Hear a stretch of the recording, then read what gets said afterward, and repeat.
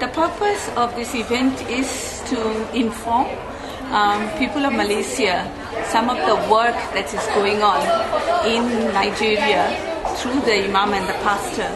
Because one of our objectives as initiatives of change is to bring about understanding between all religion, all people.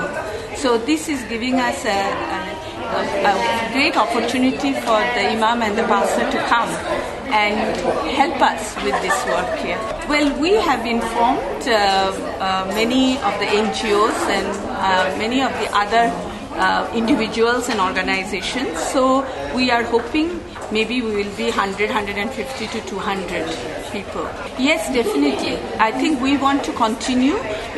Since, I don't know whether you know about it, that there is a video on Imam and the Pastor of 40 minutes where it captures, Initiatives of Change has captured it through a film, their work in Nigeria, which we launched 2 years ago.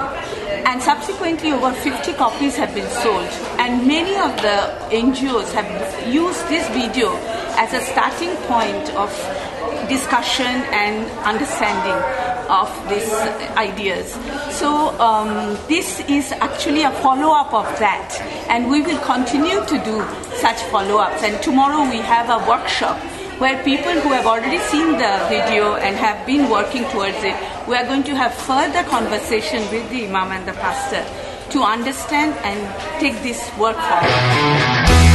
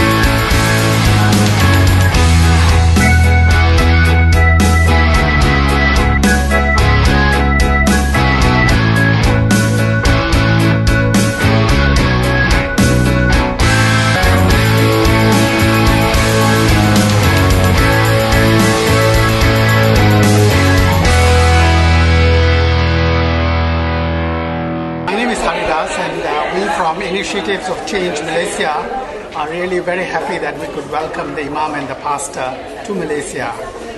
Initiatives of Change is an international organization that works in over 60 countries, and it has its vision as bridging the divides in the world, whether it's ethnic divides, religious divides, traditional divides. And one of the areas that we have worked very much is in the area of religious divides. And the Imam and the Pastor is a testimony of this work.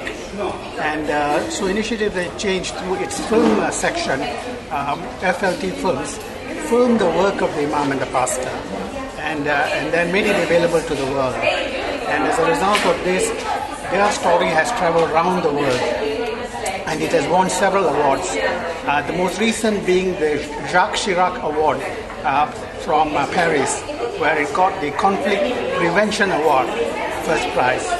As a documentary, it's won many other awards. But what is the essence of it is the story of forgiveness and love. That these two can be such a powerful force in the world that it can shift the paradigms that otherwise sort of bottleneck people. I think that is what is real about the Imam and the Pastor. And we are really thrilled that they could be with us here in Malaysia.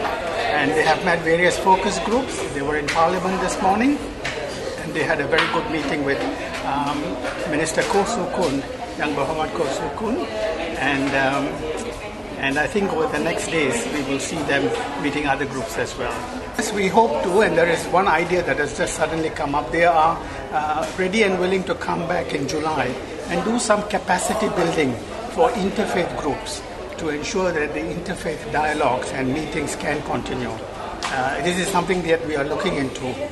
But Initiative to Change is also very actively involved in the interfaith movement in Malaysia through INSAF, and so this is an opportunity for us. I think the distinction they bring is the sharing. That's where the power lies. And I think there are issues in our country, and instead of just pushing it under the pillow, I think it is time that we dialogued about it. And what they bring to us is a process of dialogue, and I think we should not stop at that. And it's not a question of just results. It's a question of really doing what is right. I had series of temptation to hurt him in retaliation. And the worst of those was that I wanted to also sniff his life out of him. I joke with this now, but it was a serious matter. Imam is someone that uses his energy extensively in the daytime. But when he sleeps deep. And he is an easy person to suffocate if you want to. Because then he will have been in another climate, and then he will go to heaven from there and never come back. I have some regrets. I have trained so many young people to hate the Muslim and to fight them in Nigeria. Some of them have widows who come to me now. I still carry that pain. I'm alive, I have my family. They are alive, their husbands and spouses are dead. I carry that pain, I carry that body. I wish I knew this other way. It wouldn't have happened. I wish I had met the man before actions. I wish we had agreed before coming to the point that we disagreed. Our spouses never knew we were in this thing. I lied to my wife that I'm going for missionary work when I go to fight. But the day I went out to fight this fight, I didn't come back. And the secret was revealed.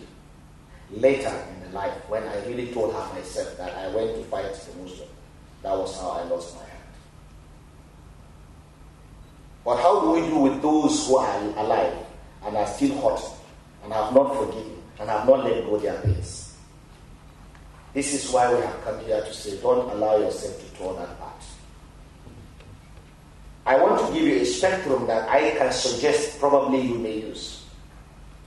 First of this spectrum is that you must learn to communicate, whatever it takes. Don't go to bed without talking. Even if the person will bang his or her phone on you, try to communicate. Because lack of communication sets in assumptions, and you can kill based on assumption.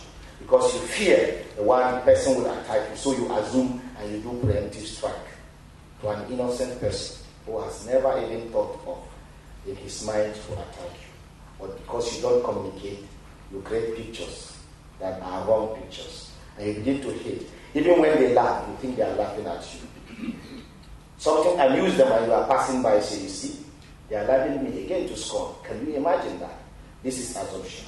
And we say, but when assumption fails, try to collaborate. But collaboration here, always, we use collaboration in Africa, in Nigeria, to connote negative collaboration, alliance to do evil. They collaborated against me. The collaboration is not for. And I think here in Malaysia, you must start a step of effective, pragmatic collaboration to address contemporary issues as they arise. And the platform that you need to use is the platform that has capacity to bring people together every week. What is that capacity? What is that platform? Our spirituality. Every Friday you go to mosque to listen to khutbah. Every Sunday you go to church to listen to the sermon. Every other day within the weeks you go to the temple to listen to your spiritual guide. Whatever we pass there goes to the people. And divinity will hold us responsible. I challenge you religious leaders here. If Malaysia sinks today, the blood of Malaysia will be upon your heads. Because we didn't do that. Rather, we are holding groups, demonizing people, arranging ourselves in groups, and calling the other ones bad names, and we justify killing one another. And what was the platform? We use religion.